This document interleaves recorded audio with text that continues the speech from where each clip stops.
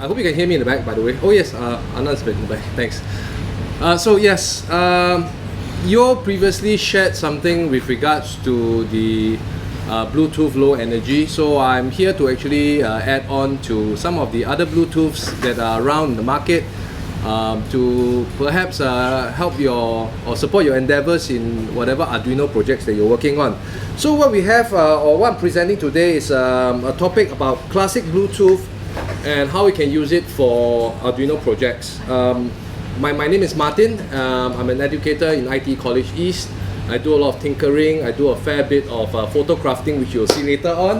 I have my good friend here, Gerald. He will share a bit about our endeavor and what we're doing later on, or later this year. So this is the outline. I have a little tribute I would like to share. I'd like to talk about classic Bluetooth, just touch base a bit about classic Bluetooth and what Bluetooth low energy is. I won't go too much into it because you has already shared a lot in this previous session.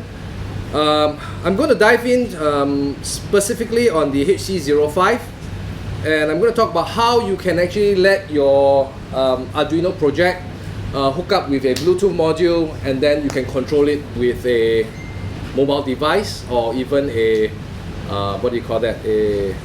Mobile device, Apple, Android, etc., etc. And I'm going to touch a bit about serial communications, and lastly, I'll have Gerald to come on in front of the audience here to share a bit about this competition that we are hosting later this year. So perhaps some of you may know him. Yes. So Dave here is the person who actually taught me how to work with the Arduino. My very first step into hackerspace, and he was there to actually teach me how to work with the Arduino.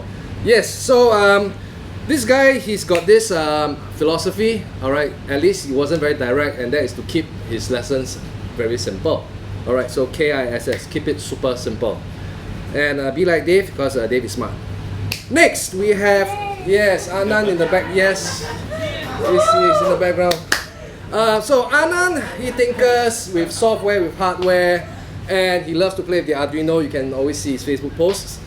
And he's a lifelong learner. At his age, he's still very driven, and he's smart, and be like Anand. So live long and prosper. All right. He's a Star Trek fan, by the way.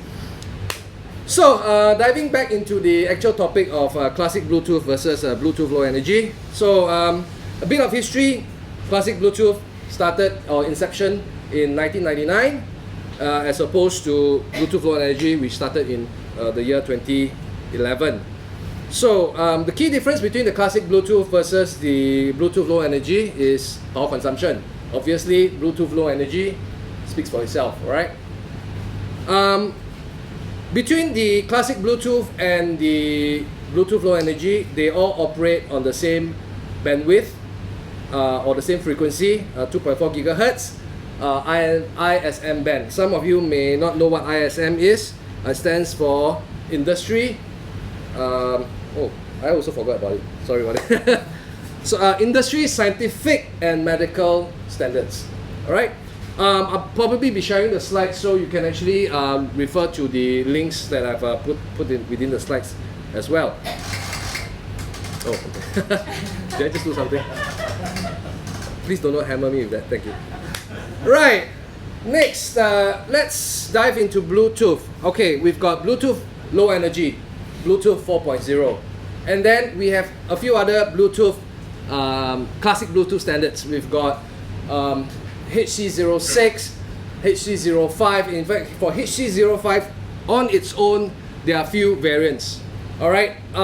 I've specifically used the HC05 quite a lot on a number of projects, and personally, I would use the HC05 JYMCU module because well, basically it's widely available. So if you are actually working on a Bluetooth Arduino project, you probably might want to take note of the fact that there are actually variants out there, and it is quite inconspicuous, and you really need to actually look at the difference. All right, because configuration wise it is very different as well, and it can be a nightmare if you're working on the wrong configuration using that particular module that you have. So I'm looking on the left, or rather to my, whichever. Okay. Over here we have a Bluetooth module, which is a HC05 JYMCU module, and you look on the module itself, there isn't actually a press button. Alright, look mom, no button. Alright, but on the other hand, there is a same HC05 Bluetooth module. These things can be easily available on the web, or if you head down to Siemens Towers, you can actually get it from there as well. You notice that there's a button switch there. Okay, what that button switch does is it sets the AT commands of how you communicate with your Bluetooth module. All right, I've actually put in a link. All right, in my next slide, this gentleman over here, he shared an article, a full article on how you work with the ZS module. All right, so I'm not going to share it today on this aspect. Rather, I will be talking in detail of this HC05 JYMCU module instead.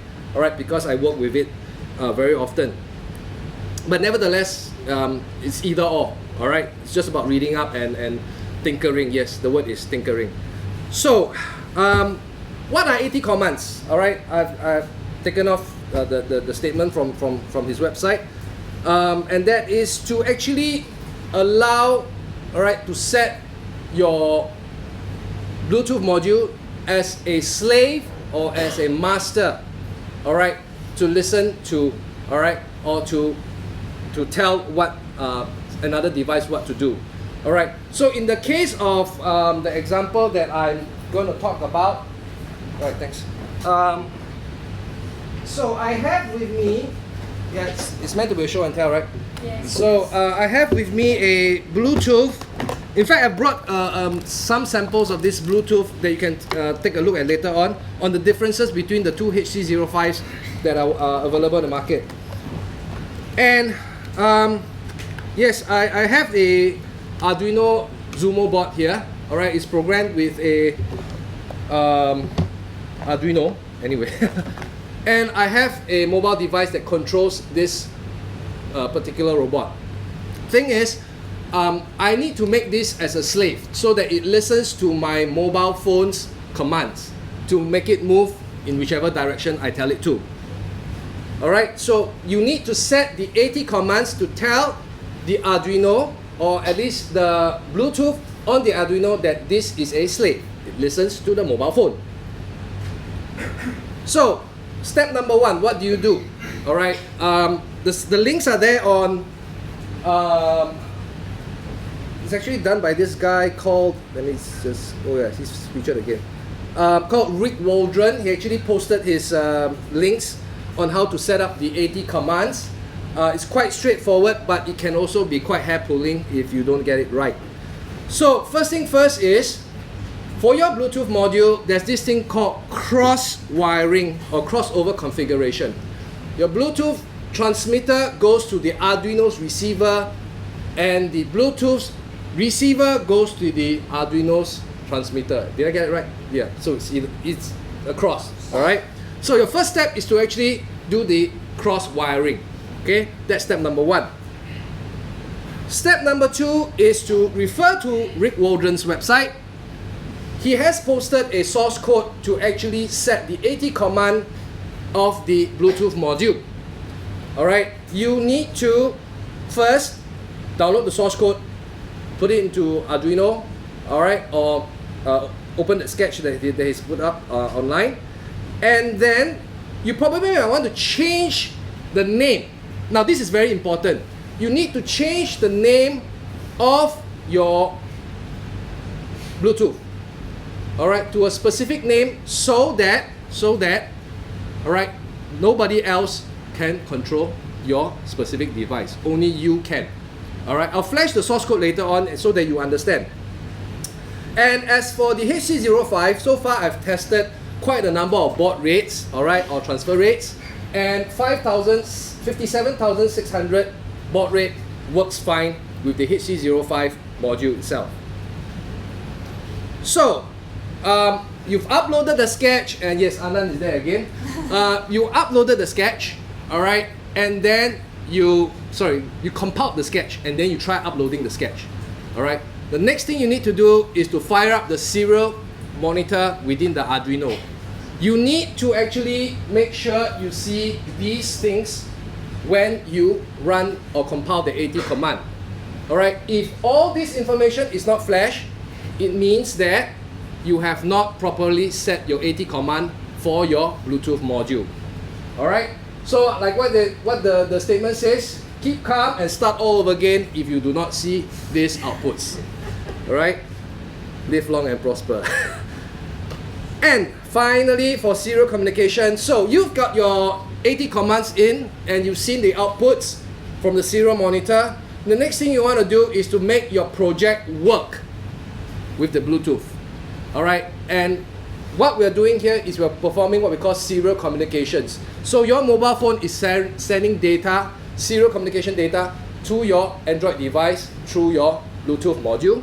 And you actually need to use the software serial library, all right, which is already available within your Arduino IDE itself.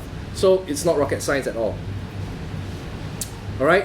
There are other variants out there when it comes to working with software serial, but so far this is the one that is tried and tested and it works. All right.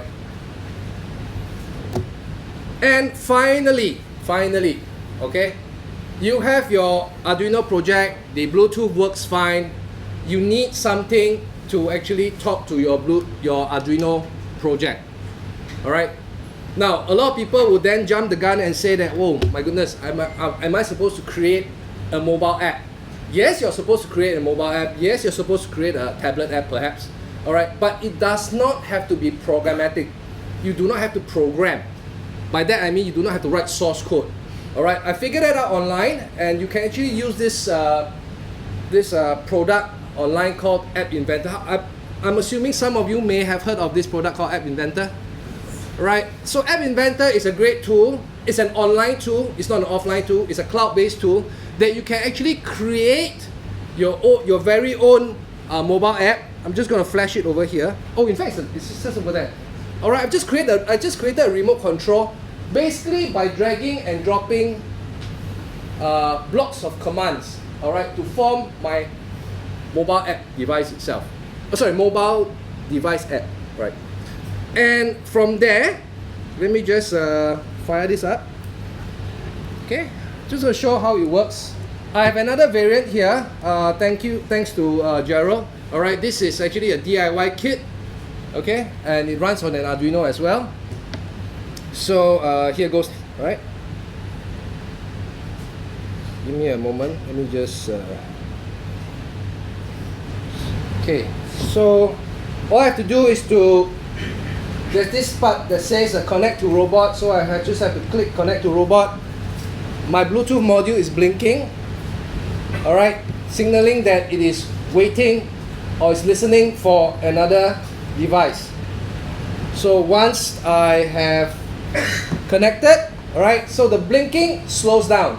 Goes to show that I've already connected to my Arduino robot, okay, and then I can make it move whichever way I want. All right.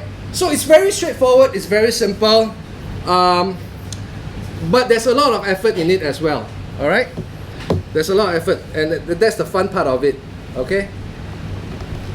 Oh, yes. So for this particular show and tell, I would also like to share with the audience here that we are, or at least the institute that I work for, is ITE. We're actually collaborating with quite a number of establishments, including IDA, to actually host a competition on for students, for public, to actually come on board and become a maker and join in the makers community. All right. We have this competition called iDigix 3D Tronics Challenge at 2016. 2016 by the way, and the website is there. Maybe I'll let Gerald share a bit more about this event. Alright, okay. So thanks Martin. I'm just here to talk about the competition. I'm also first time here, not really a technical person. So a lot of things that what you have said really just like, and I'm like, okay, I will learn this later on, okay? So what we have here is we actually have a competition for 3 different categories: junior, senior, and open. Now, junior category is basically for the primary school kids. Okay, for the primary school kids, meaning for MOE primary schools, people that are below 12, what they will do is they will do a very simple line tracing competition, and we judge them according to their design, to how fast they complete the course, and of course we have a special team for our challenge this year. By the way, this is our second year for the challenge. Okay, our special team for this year is actually upcycling. So we want the kids to not only just know how to program, but also make use of materials that they don't buy off the shelf. Okay, try and make use of something that you have at home, plastic bottles, pallets. I don't think I have pallets at home, but yeah. No, anything you can find at home that you can upcycle, use it for the competition. Alright, that's for the junior category. For the senior category, we have roughly the same thing, upcycling as well. But instead of going through the line tracing or line following route, we're actually going to do a navigation through a maze. So how they're going to navigate through a maze, actually the play fields and everything are all online. So what they'll do is they'll be able to navigate from point A to point B, and along the way, of course, carry a certain block to the ending. Now when you want to do that, it's kind of like what we did last year, where it's a little bit of military team.